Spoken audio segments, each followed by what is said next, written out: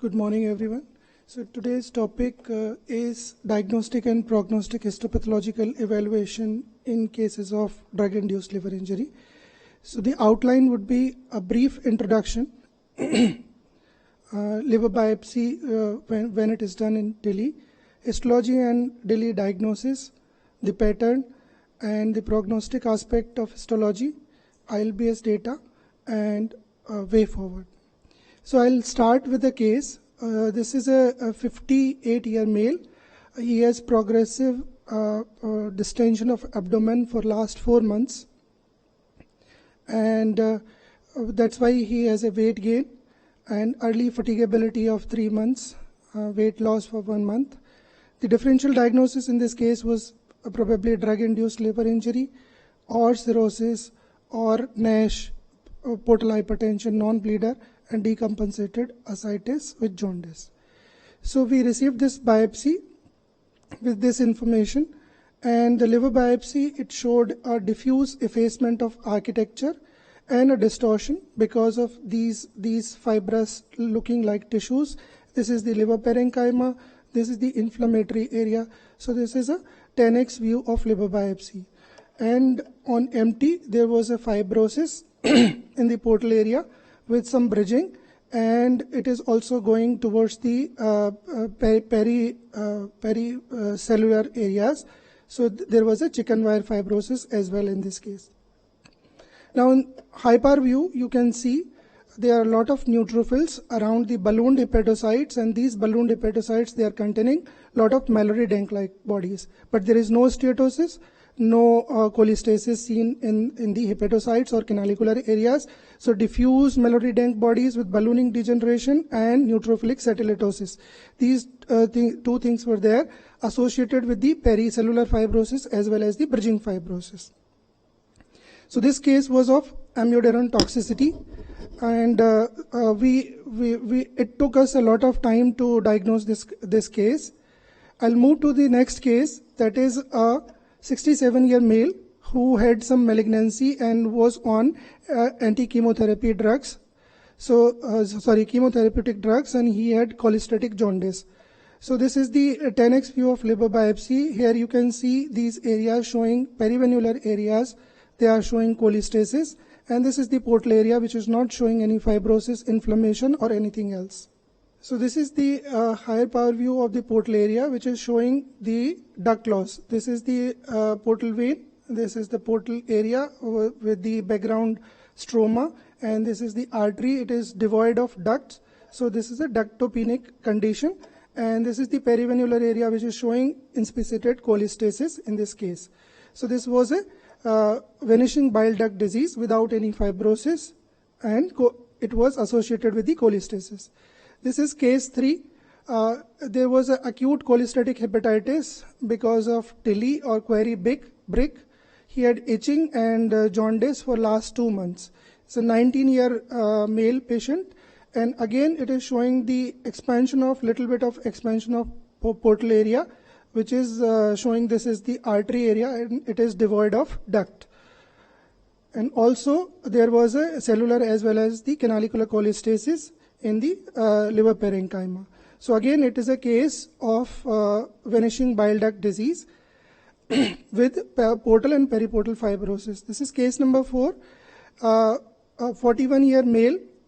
He had a differential diagnosis of DILI, AIH, and that was during the COVID time, and there was a history of Giloy intake for last 6 months. So this is the liver biopsy. It is showing diffuse effacement of the architecture, and there is a lot of inflammatory infiltrate. This is the liver parenchyma. These are the inflammatory areas. We will see in high power view what these areas are. And again, this is the second core, which is also showing the similar picture. So on MT stain, there was a fibrosis, and also there were areas of necrosis. The dark stained areas is fibrosis, light stained areas is probably necrosis. And we can confirm it by the Orsin stain. So it is taking the light stain. So these are all areas of necrosis. And because this is surrounding a liver nodule, so it is a bridging fibrosis or more than the bridging necrosis. And these necrotic areas, they were infiltrated by the inflammatory cells. There is a lot of inflammatory infiltrate here. Again, you can see the bridging necrosis areas, lot of inflammatory infiltrate, and this inflammatory cells, they were lymphoplasmacytic. They were showing interface activity and also giant cell transformation of the hepatocytes, pseudoresetting of hepatocytes. So all the histological features of the autoimmunity were there in this case, and also these are clusters of plasma cells in this case, and we diagnosed this case as a drug-induced autoimmune hepatitis. And this is a relatively easy case where there was a history of methotrexate intake of more than 20 years. So there was a fibrosis, so it was sent for the staging of fibrosis. So it is a bridging fibrosis and a methotrexate toxicity of liver. So why we do liver biopsy in DILI? With these cases, we can consider that in suspected cases of DILI, it aids in diagnosis, like we have given the amiodarone toxicity when there is a clinical uncertainty. And it assesses the severity of liver damage, like we see in case of drug-induced autoimmune hepatitis. It also excludes the findings of duct loss, necrosis, or advanced fibrosis, which we saw in VBDS, that is vanishing bile duct disease, and necrosis in autoimmune drug-induced autoimmune hepatitis, and advanced fibrosis in methotrexate toxicity. Some of the newer drugs, they have little or no record of liver injury, so the biopsy may provide information about some mechanistic aspect. And liver biopsy may be the only way of diagnosing certain liver injury, specifically the vascular injuries. The severity and character of histological injury may also hint towards the prognosis, and most of the condition where there is a pre-existing liver injury, so again it will give about the prognosis or damage of the liver parenchyma. So systemic approach in case of histological evaluation is first to identify the pattern of injury, what kind of pattern of injury is there, then possibly a suspected agent can be identified based on the pattern of injury, and to exclude other causes of injury, and then we draw the conclusions. So this is the chart showing the morphological patterns in drug-induced liver injury. Broadly, I'll come in detail in upcoming slides. So the necroinflammatory injury, cholestatic, mixed, that is the most common, and steatotic, vascular, or fibrosis or cirrhosis, which is very, very rarely seen in case of drug-induced liver injury. So the frequent pattern which we encounter in the liver biopsy is the mixed cholestatic hepatic, and second is the acute hepatitis pattern of injury, and then chronic hepatitis. So these are the most common pattern of liver injury which we see in the liver biopsy. What is the usefulness of this pattern recognition? Because it will help us to narrow down the differential diagnosis and suggest most probable drugs or differential drugs which can cause this, and may reflect sometimes the pathogenesis of liver injury. Now, coming to the histology for the diagnosis of drug-induced liver injury. So first pattern is necroinflammatory. So necroinflammatory can be first pattern in the necroinflammatory injury is acute coagulative necrosis. So coagulative necrosis is in the Western literature is very well defined for the acetaminophen toxicity, where the zone 3 necrosis, extensive necrosis is there, and it will lead to acute liver failure. So, and the second pattern of coagulative necrosis, where the inflammation is minimal and the hepatocyte injury is minimal, but there is a loss of hepatocytes in specific areas. So this is in zone 3, this is in zone 1. So in zone 1, when there is a coagulative necrosis, then the toxic substance abuse can be identified, like the phosphorus or the sulfose poisoning, a case which we have seen one of the liver biopsy. And in these cases, the latency period is relatively low.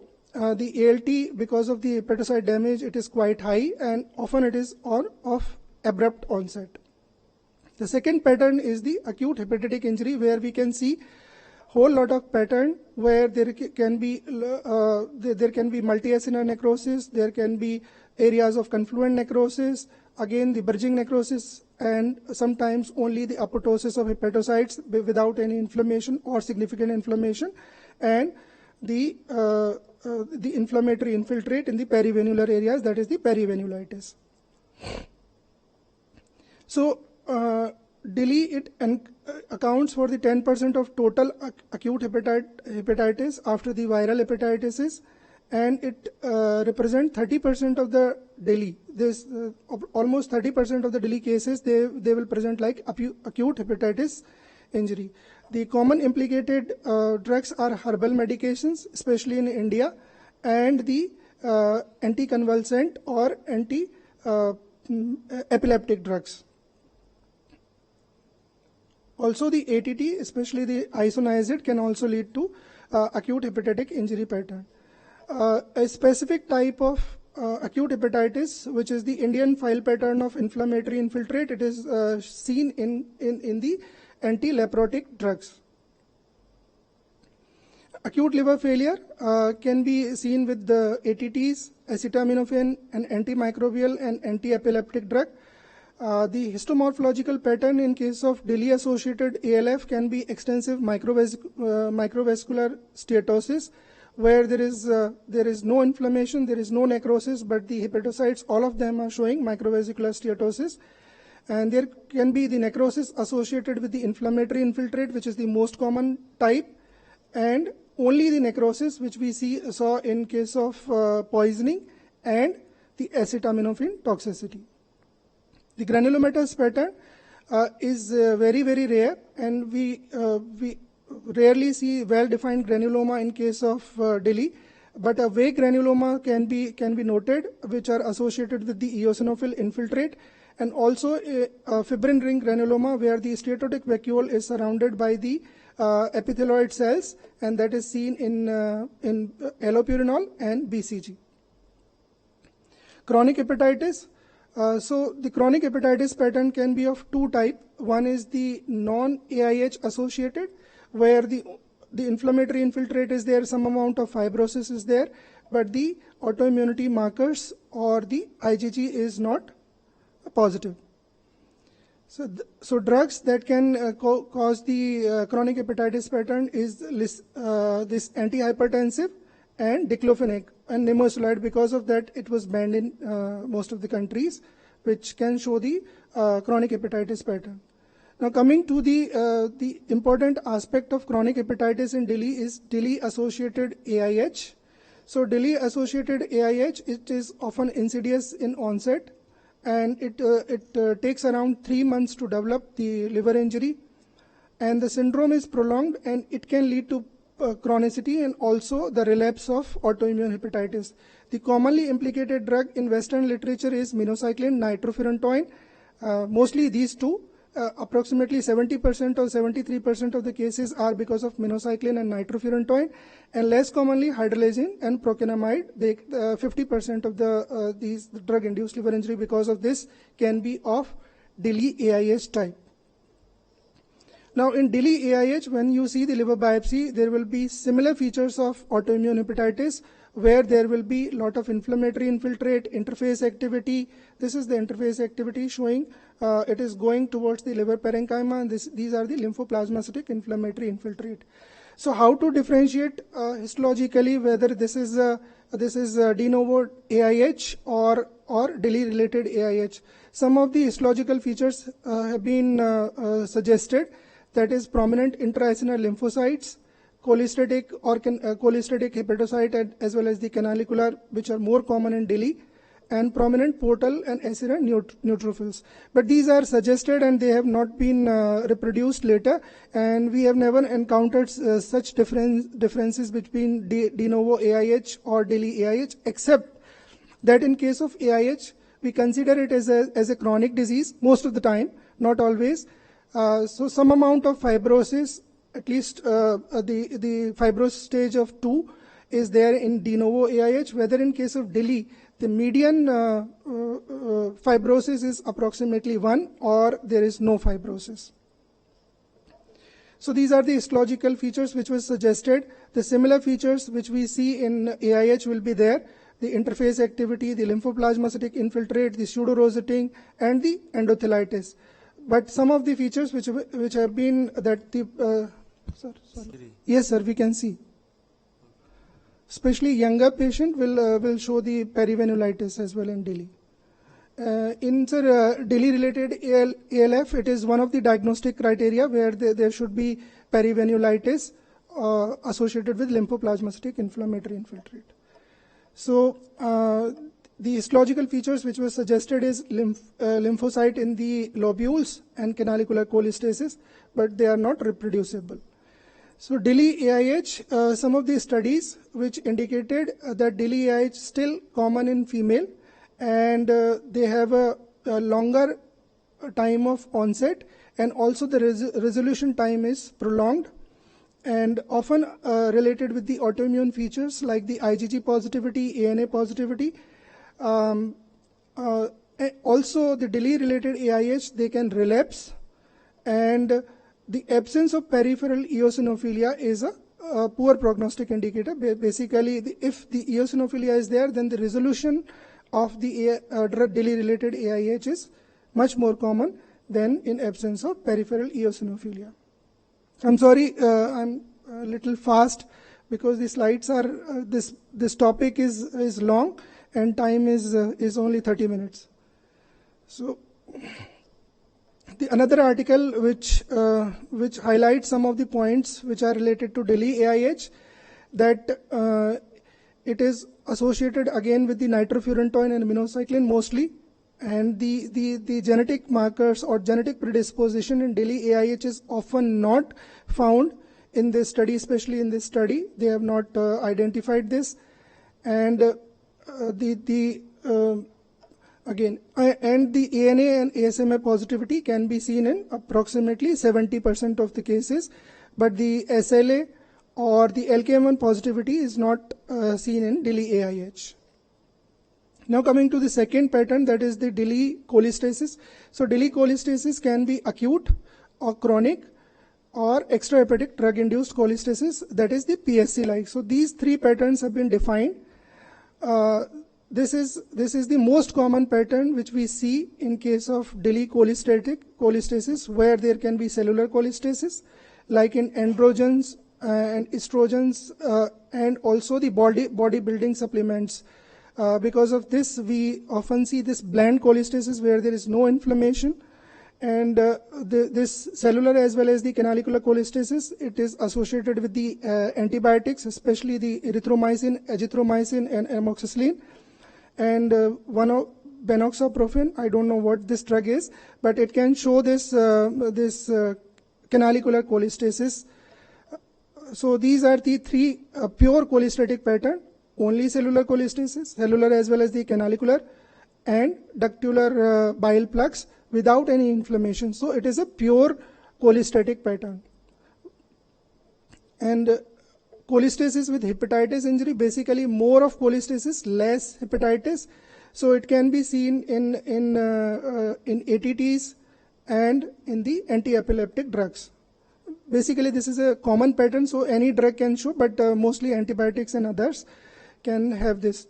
Acute cholestasis built with bile duct injury. It is here. This is the bile duct, which is showing this inflammatory bile duct injury associated with the lobular inflammation and as well as the cellular and canalicular cholestasis.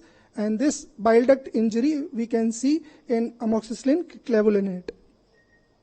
Vanishing bile duct disease, where the inflammatory infiltrate is minimal. We have discussed a case. The duct loss will be there in more than 50% of the portal areas, and it is not associated with the fibrosis or progression. So it is an initial stage of the duct loss injuries. So the commonly implied drugs are antibiotics and anti-epileptics. Chronic cholestasis, it is very, very rare, so we do not encounter this type of pattern. And biliary sclerosis, it has been identified with 5-fluorouracil, where PSC-like features can be there, which is given in the squamous cell carcinoma, and we had 2 cases of this type of biliary sclerosis in cases of squamous cell carcinoma treated with 5-fluorouracil. So the mechanism of drug-induced cholestasis is basically, it has been attributed that the basolateral transporters or the canalicular transporters, they are affected, because of the drug or drug metabolites, or sometimes the drug can cause the canalicular type of cell membrane, so that can lead to the cholestatic type of injury in case of drug-induced liver injury. This is the most frequent type of pattern which we see, and any drug can cause this type of mixed pattern. Mostly it is again the NSAIDs, the anti-epileptics, and sometimes the other antimicrobial drug can also show this mixed hepatic cholestatic, but mostly in antimicrobials it is a cholestatic type of liver injury.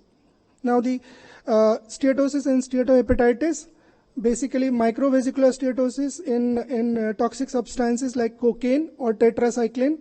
Valproate can also show, and valproate especially can also show because it has a high potency of attaining the tolerance. So in liver biopsy, you may not see lot of damage or any damage, basically normal looking liver biopsy, but AST, ALT may be elevated. So this type of injury we can see with valproate toxicity. Macrovesicular with the NSAIDs and beta blockers. So vascular type of injury is associated with the chemotherapeutic drugs, pyrrolizidone alkaloids, and bone marrow transplantation, where the obstructive or non-obstructive type of SOS can be, or sinusoidal dilatation, VOD, can be seen. This is a example where the sinusoidal obstruction syndrome, the RBCs are extravasated in the space of Disse, and that will lead to hepatocyte damage and subsequently the fibrosis. So this sinusoidal obstruction syndrome can be seen with the chemotherapeutic and pyrrolizidone alkaloid. But this type of injury we are now seeing in post-transplant patient, especially with the those treated with the sirolimus in place of tacrolimus when they are not responding. The sinusoidal dilatation can be seen with the contraceptives and androgens, where there are two type of sinusoidal dilatation, basically with the normal layering of sinusoidal endothelial cells and without the sinusoidal endothelial cells. When it is not there, it is called pileosis hepatis, and when this endothelial lining is present, it is a sinusoidal dilatation, and both pattern can be seen with the contraceptives. Drug-related NRH is the drugs which are already known as thiopurine, cytarabine, oxaliplatin, and thioguanine, can lead to NRH type of injury, where the one of the area which is showing the hepatocyte atrophy, the another area which is showing the normal hepatocytes, and they surround the normal hepatocyte areas with this atrophic type of hepatocyte cords. The HPS, hepatoportal sclerosis, again it can be seen with the vinyl chloride and 5-fluorouracil, especially with this 5-fluorouracil. We can see this hepatoportal sclerosis similar to the NCPF. Now coming to the second part, that is the liver histology and outcome, means the prognosis in drug-induced liver injury. So the chronicity, chronicity, formerly the chronic DILI was defined if the perpetuating liver damage or the increase liver function test after 3 months of drug withdrawal, and then subsequently it was changed as if it is of more than 3 months and 6 months, based on the pattern of injury or type of injury, hepatocellular and the cholestatic type, 3 and 6 months. But now it has been uniformly suggested that, especially this in recent article by the Spanish DILI registry, that the liver test abnormalities persisting after 1 year after the drug discontinuation, independent of the type of liver injury, is considered as the chronic DILI. The risk factor for chronic DILI are older age, female, diabetes, dyslipidemia, hypertension, and use of statin, and jaundice at presentation, which requires the need of hospitalization, and raised ALP, that has been suggested as risk factor for the chronic DILI. Now, chronicity, it has been the incidence has been from 2 to 20%, and the common type of pattern which was seen in chronic DILI is chronic DILI isolated, vanishing bile duct disease, drug-induced AIH, and secondary sclerosing cholangitis. Secondary sclerosing cholangitis is relatively very rare. Cirrhosis is very, very rare. And most phenotypes are chronic DILI, where the biochemical normalization is not attained after 1 year or 6 months, and drug-induced AIH. Now, the histological features which can suggest a good outcome or poor outcome. One of the article which suggested if the necrosis is more at the presentation or in the liver biopsy, then the prognosis is fatal, which we can think that because the liver parenchyma is damaged, so there will be a poor outcome. Especially in cases presenting as ALF, the necrotic parenchyma more than 70% is indicative of poor outcome. The presence of eosinophilia, whether in the liver biopsy or in the peripheral, it has suggested a good feature for the drug-induced liver injury. So the other features which are of prognostic importance is the presence of granulomas. It is indicative of better outcome, and the necrosis, again, it is of poor outcome. And ductular bile plugs, if it is there, then it is associated with the poor outcome.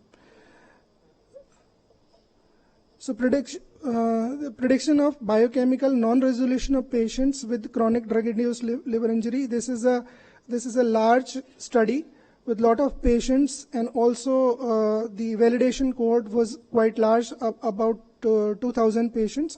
So they suggested the histological features which are associated with the poor outcome or the non-resolution of biochemical markers is the liver inflammation. If at the baseline the HAI is more than 10, it is indicative of non-resolution or persistence of chronic DILI, and bile duct injury, it is also indicative of chronic DILI. Those patients, this is a hepatology article, again, which is showing loss of duct. If it is there, then it is indicative of chronic DILI, and this is even irreversible in 38% of the cases. But in this study, the patients were very less in number, so we cannot draw conclusion based on this study. And obviously, the vanishing bile duct disease, which are associated with DILI, has the favorable outcome than the other causes, which is leading to VBDS. This is related to acute liver failure, where there is no histological marker has been suggested as a prognostic indicator, but they have suggested that age, baseline ALT, hemoglobin, and HbS antigen positivity, they are risk factor for the poor outcome in ATT-related DILI ALF. Again, in this study, death in liver transplantation within 2 years of onset of drug-induced liver injury, no histological marker has been suggested. Higher bilirubin at presentation, coagulopathy, leukocytosis, and thrombocytopenia were the indicators of the poor outcome in case of DILI-related acute liver injury or acute liver failure. So natural course, common type is mixed cholestatic hepatic. The complete recovery occurs in more than 80% of the cases. 10% of the cases can present as ALF or severe acute injury. 5 to 10%, based on the variable criteria, the chronicity can be there from 2 to 20%. So the chronicity pattern is VBDS, steatohepatitis, and vascular. Now coming to ILBS data, so we have seen 24,304 liver biopsies till 30th September 2023. Out of them, 884 were of DILI. Approximately this liver biopsy of DILI were 3.6%. The most common pattern was mixed hepatocellular canalicular injury. The second common was necroinflammatory. And among the necroinflammatory areas, acute coagulative necrosis, because the acetaminophen toxicity is not very common in India, so very less.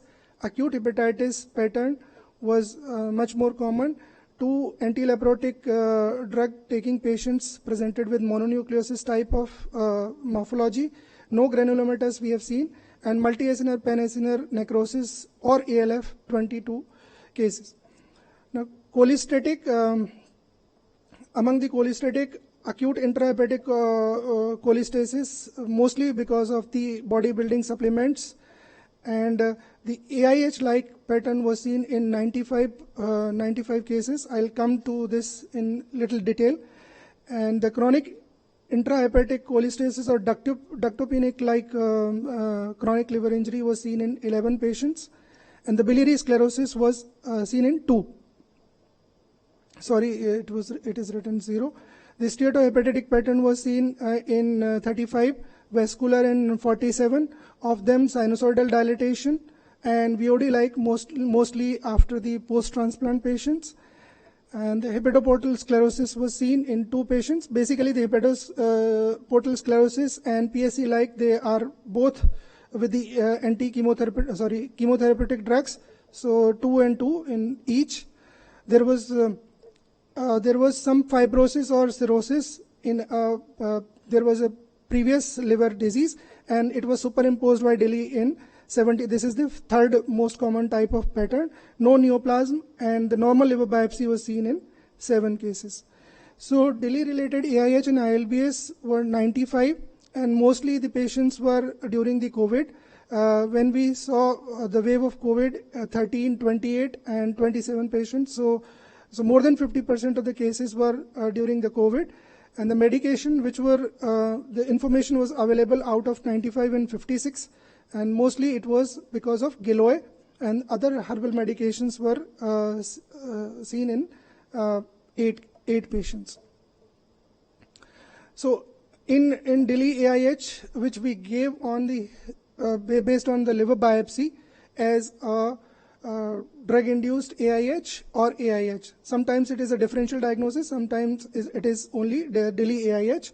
So the autoantibodies positivity, which was seen in 62% of the cases where the data was available, and the IgG elevation was seen in 60% again. This is another study which we published in JCP, where the sinusoidal dilatation or congestion, whether it is obstructive or non-obstructive type, was noted in 25 cases. So it was mostly related to the drug toxicity. And again, this is a study done. It is an unpublished study. So we did the transporters, where we saw that the cholestatic or mixed features when it is seen in the liver biopsy, especially the ductular and canalicular cholestasis, then it is there will be a loss of the transporters. The 3 transporters we did, BSEP, MDR3, and MRP2, and the eosinophilia was less where the transporter loss was there. This is another study from ILBS, where this is not related to liver biopsy. So where we saw that the use of quinolones and beta-lactam antibiotics, they are more causing the thrombocytopenia than the others. These are the cases. This is a case series where we had CMB patients treated with ganciclovir or vanciclovir. So they saw the myeloid maturation arrest, where there was the myeloid profiles were less than 10%. These 2 studies, which I thought for the way forward,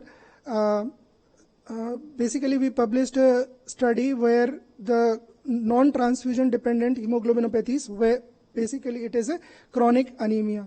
So those patients who has chronic anemia, but physiologically they are okay. So they have more of the glycolytic pathway related enzymes in the liver biopsies, and physiologically we can think that. Sir, bas ye last slide.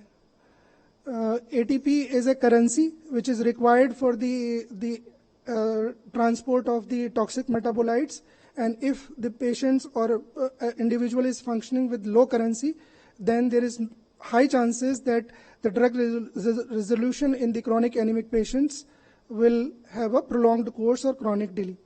So this is one study which we can plan.